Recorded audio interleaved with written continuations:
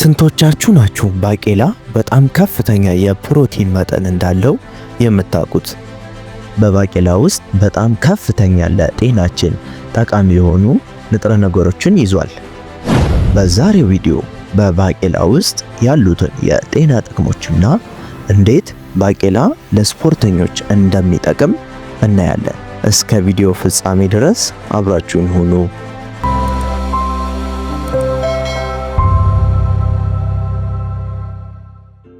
እንግዲህ ባቄላ ከያዛቸው ንጥረ ነገሮች አንዱና የመጀመሪያው ፋይበር ነው።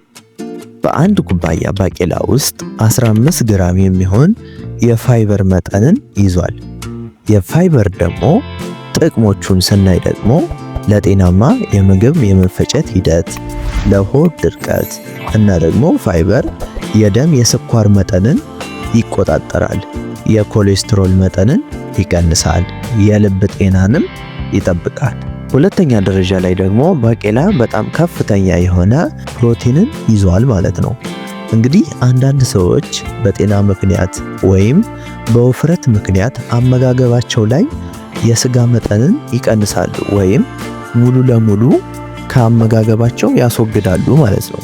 ስለዚህ በዛ ምክንያት ሊያጡት የሚችሉትን የፕሮቲን መጠን ለማስተካከል ባቄላ በጣም ተመራጭ ነው ማለት ነው። ምክንያቱም በባቄላና በስጋ ውስጥ ያለውን የፕሮቲን መጠን ስናይ በአንድ ኩባያ በባቄላ ውስጥ ከ15 እስከ 20 ግራም የሚሆን የፕሮቲን መጠን አለ እና ደግሞ በአንድ ኩባያ ወይም በ113 ግራም የበሰለ ስጋ ውስጥ ከ23 እስከ 30 ግራም የሚሆን የፕሮቲን መጠን አለ ማለት ነው።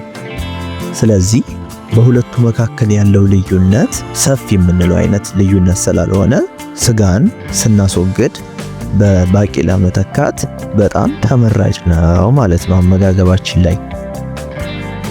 እንደሚታወቀው ፕሮቲን ለሰውነት ግንባታ በጣም አስፈላጊ ንጥረ ነገር ነው። ጡንቻዎቻችን ከፕሮቲን ነው የሚገነቡት። የጡንቻ መጠንን ይጨምራል፣ የአጥንት ጥንካሬን ይጨምራሉ፣ የበሽታ መከላከል አቅማችንንም በዛው ልክ ይጨምራሉ ማለት ነው። እንግዲህ የጾም ወቅት ስፖርተኞች ከእንስሳት ተዋጽኦ የሚያገኙት የፕሮቲን አይነት ሙሉ በሙሉ ያቆማሉ ማለት ነው።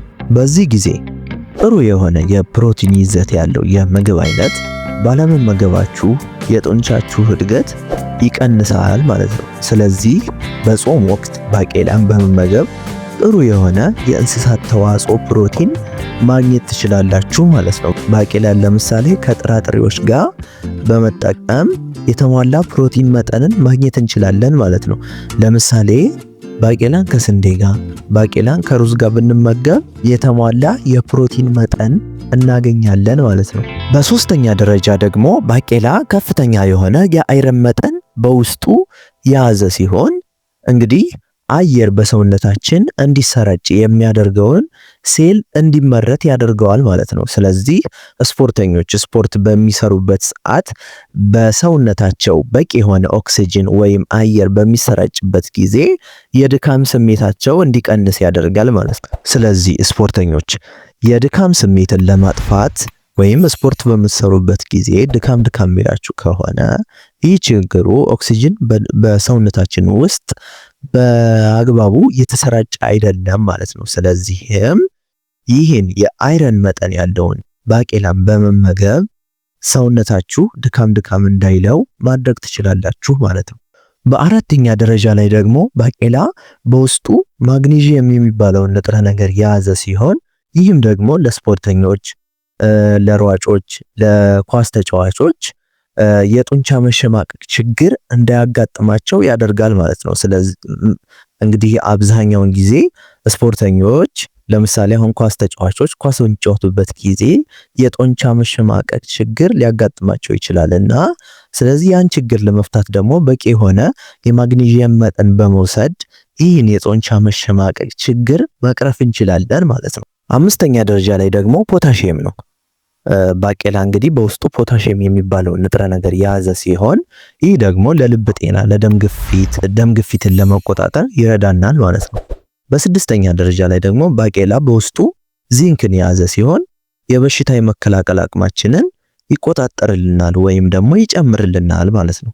በስተመጨረሻ ደግሞ ባቄላ ለነፍሰ ጡር ሴቶች በጣም ጠቃሚ የሆነውን ፎሌት የተባለ ንጥረ ነገር በውስጡ ይዟል። የዛሬው ቪዲዮ ይህንን ይመስል ነበር። ቪዲዮ ጠቃሚ ሆኖ ካገኛችሁት ቪዲዮ ላይክ በማድረግ እና ቻናሉን ሰብስክራይብ በማድረግ የቻናላችን ቤተሰብ ይሁኑ።